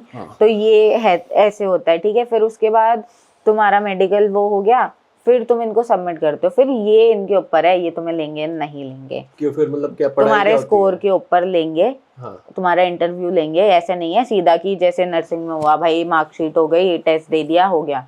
इंटरव्यू भी होता है, पूरा सब कुछ होता है, फिर ये लेते हैं। बहुत रिगरस प्रोसेस है ये। 1 साल पहले शुरू करना पड़ता है। और कितने साल का प्रोसेस होता है डॉक्टर बनना? 4 साल की एमडी होती है, उसे बोलते हैं डॉक्टरेट ऑफ मेडिसिन, एमडी। तो वो तुम्हें 4 साल की पढ़ाई होती है। अब आफ्टर मुझे नर्सिंग हाँ तो 7 इयर्स। हाँ 7 इयर्स लगते हैं फिर अबे practice नहीं, बीच में एग्जाम क्लियर भी तो करना होता है अच्छा, ना। मतलब अगर ऑस्ट्रेलिया में आपको डॉक्टर बनना है तो 8 से 9 साल लगते हैं। आफ्टर योर 12th, हाँ डिपेंड्स आपका बात है। हाँ ठीक है, ऐसे होता है। और फिर उसमें शायद पेड होती हैं प्लेसमेंट, मुझे नहीं पता, बट मैंने सुना जितना है कि पेड होती हैं उसमें, बट अनपेड भी हो तो कोई बड़ी बात नहीं है। बट हाँ ये पूरा ऐसा होता है, और उसमें भी ऐसी होंगी प्लेसमेंट्स वगैरह, बट टफ है। अब ये डॉक्टर अगर बनना चलो यार। लास्ट क्वेश्चन में हम लोग आते हैं, अगर कभी कोई काम पे टचवुड गलती से कभी मिस हैपनिंग हुई है कि कुछ गलत हो गया, कुछ याद है कि नहीं। हेल्थ केयर में रिलेटेड कुछ हुआ कभी, या तुम्हारे साथ या दोस्तों के साथ? यार किसी देख ने? कैसे होता है कि मैं जैसे तुम कर रहा हूँ, आप कर रहे हो, वहाँ देख देख कर रही है, देख वो तो हम रिलेशनशिप में, ऐसे कोई वो दिक्कत हाँ नहीं तो, तो देख देख ऐसे होता है कि मान ले मेरे को मेडिकेशंस देनी है, और यहाँ पे होता है डीडी, शेड्यूल 8 मेडिकेशंस होती हैं, वो होती हैं ओपियोइड्स, जो बहुत सीरियस पेन किलर्स होती है, तुमको ड्राउसी बना सकती हैं, जैसे मॉर्फिन और होती हैं ये सारी, ठीक है। शेड्यूल 8 ओपियोइड्स बोलते हैं इनको, ऑक्सीकोडोन, ये सारी सुला सकती हैं तुम्हें, मतलब नींद आ। तो यहाँ पे इन चीज़ों की बहुत सेफ्टी कंसिडर करते हैं कि अगर ये इतनी सीरियस मेडिकेशन है, बहुत लोग होते हैं इस पे after surgeries every, but this has to be checked by 2 nurses, you and me, है ना। RNs हैं दोनों RN ही इसको चेक करेंगी। RN और EN कर दें वो अलग चीज है, बट RN ही होती है ना, 2 ENs नहीं कर सकती, RN EN या RN RN, ये ऐसा पेयर होता है। तो अब भाई मान ले तूने दे दी, अभी हुआ था ये लास्ट में, यही तो हुआ भाई। पता क्या था, IVIGs होती हैं, वो होता है शॉर्ट फॉर्म में, मेरे में इम्यूनिटी कम है, ठीक है, मेरे को कोई होगा इन्फेक्शियस डिजीज, मेरे में इम्यूनिटी नहीं है, तो वो बंदा मतलब वो बैग होता है इम्यूनिटी, वो पूरा IVIGs बोलते हैं उसको, इम्यूनोग्लोबिन, वो IV की तरह जाता है हमारे अंदर, वो मेरे अंदर जा रहा है, वो उसका बहुत रिग्रेस प्रोसेस है, एवरी 15 मिनट जब वो चल रहा है वो ब्लड प्रोडक्ट में काउंट होता है। तो उसको जैसे मान ले कि तू एवरी 15 मिनट्स मेरे को तेरे ऑब्स चेक करने हैं, फिर मुझे उसका रेट बढ़ाना है, एज पर पॉलिसी बहुत सारी चीज़ें होती हैं। उसमें उस बंदे ने क्या किया, उसने 250 ग्राम देना था, वो 250 मिल्स और 250 ग्राम जैसे था, उसने दे दिया, पूरा रेट लिख दिया। उसने जो सेकंड बॉटल खोली, एक 200 ml की थी, एक 50 ml की नहीं, जो 50 वाली उसने खोली वो उसने किसी से चेक नहीं करवाई। नेक्स्ट डे आगे मेरी नर्स में थी, हमने चेक किया कि अरे तो साइन ही नहीं है वो पेपर, तो फिर इंचार्ज को बताया तो हुआ, रिस्क मैन हुआ, अब उससे आगे बात करेंगे। तो दिक्कत हुई, वार्निंग मिलेगी। अच्छा। बट ये मतलब ये छोटी छोटी होती है, और यही तुम छोटी छोटी 2-3 बार कर दो, विच इज वेरी लाइकली कि ये हो ही जाती हैं, क्योंकि यार बहुत बिजी होता है फ्लोर, ये कोई जानबूझ के नहीं करता ये गलतियां। जब तुम हॉस्पिटल में काम कर रहे हो तो भाई फुल ऑन, किसी की IV, किसी की ये, किसी का ब्लड, किसी का कुछ, किसी का चलता ही रहता है ना नॉन स्टॉप। तो ये मिस हो गया उससे, चाहे उसने उससे चेक भी करवाया, बट साइन नहीं है ना, तो अब वो फंस गया। तो ये ऐसी चीजों में फंसते हैं। बाकी अभी हुआ था एक हमारा एज केयर में मरा था कोई, मतलब मैं कैसे इसको शब्दों में लिखूंगी, हाँ ही पास जवे, है ना। तो हुआ था वो पैलेटिव केयर पे ही था। पैलेटिव केयर का मतलब होता है एंड ऑफ लाइफ केयर की, जैसे मान लो उसको कोई अब बॉडी जवाब देना शुरू हो रही है तो उन्होंने पैलेटिव केयर बोल देते हैं, हम उसको डाल देते हैं ना, डॉक्टर्स बोलते हैं। वो सब हो गया उसका। वो एकदम से प्रिडिक्टेड नहीं था कि वो अभी, हमें जितना हमारी असेसमेंट होती है उस हिसाब से हमें था कि अभी 1-1.5 हफ्ता और जाएगा, मतलब चलेगा वो इंसान, बेड पे था, ऑक्सीजन पे था, यही पैलेटिव केयर होती है। पहले चला गया वो भाई, वो ऑन द स्पॉट पता नहीं 9 साढ़े 9 चला गया। और यहाँ पे होती है एक चीज़, एडवांस केयर प्लानिंग, कि जैसे मैं मर रही हूँ या कुछ हो रहा है, तो मैं मर रही हूँ और मेरी सांस चली गई, तो तुम क्या चाहते हो कि मैं मर जाऊँ, या तुम चाहते हो कि मुझे CPR देके रिवाइव करा जाए, या ये सब चीज़ें कंसेंट लेते हैं ना पहले। यहाँ पे डिमेंशिया होता है, जैसे जो भी एज केयर में होते हैं कुछ लोगों को डिमेंशिया होता है, तो उन पे तुम CPR नहीं कर सकते, उन पे किया तो रिब्स क्रैकिंग और ब्रेन डैमेज का बहुत बड़ा चांस होता है, तो नहीं कर सकते। तो ये सब पहले लिखा होना चाहिए, और अगर मैं उसके लुक आफ्टर कर रही हूँ तो मुझे पता होना चाहिए कि अगर वो ऐसे हो जाए तो मुझे CPR नहीं करना है। अब लास्ट क्वेश्चन पे आते हैं कि नर्सिंग में जॉब मिलना आसान है आज की डेट में ऑस्ट्रेलिया में? यार आसान नहीं है कि ऐसे नहीं मिलती जॉब कि हाँ मैं गई और मुझे मिल गई। और जब आप स्टार्टिंग में एज अ ग्रेड नर्स बोलते हैं, मैं ग्रेजुएट होगी कि ग्रेड नर्स हूँ, तो ग्रेड नर्स को इतनी इजीली नहीं मिलती है until unless you have experience, है ना। बट मेरा है कि चल मैंने एज केयर में काम किया है, तो कुछ ना कुछ कहीं ना कहीं तो बेनिफिट हो ही जाता है ना इस चीज़ का। तो हमारे साथ क्या होता है, जैसे जब तुम 3rd ईयर में हो, लास्ट ईयर में हो, तो जून में स्टार्टिंग में बोल देते हैं तुमको, मार्च अप्रैल में, कि अब तुम्हें ग्रेड ईयर के लिए अप्लाई करना है। वो क्या होता है कि हर हॉस्पिटल ऐसे ग्रेड नर्सेज लेता है, जो वो तुम्हें को ट्रेन करते हैं, एक्सपीरियंस देते हैं, and then you select where you want to work, कौन से वार्ड में, पास प्रेफरेंस देते हो, सिलेक्शन होता है, इंटरव्यू होता है, रेज्यूमे, कवर, बहुत वो भी ऐसे, वो बहुत बड़ा प्रोसेस है। उस पर तो मैं एक अलग वीडियो बनाऊंगी, वो अलग है। बट उसमें ये होता है कि वो ग्रेड ईयर बोलते हैं। और भाई अगर तुम इंटरनेशनल स्टूडेंट हो तो तुम प्रायोरिटी 3 पे होते हो। प्रायोरिटी 1 होते हैं ऑस्ट्रेलियन, 2nd न्यूजीलैंड, और 3rd पे इंटरनेशनल स्टूडेंट्स होते हैं। जो सच है, ठीक है, जो चीज़ है, बट वो बहुत इंटरनेशनल स्टूडेंट्स को मिल गया है, मेरे तो काफ़ी दोस्तों को मिला है, तो मैं ये नहीं बोल सकती कि नहीं मिलता या ऐसा कुछ, मुझे भी मिला।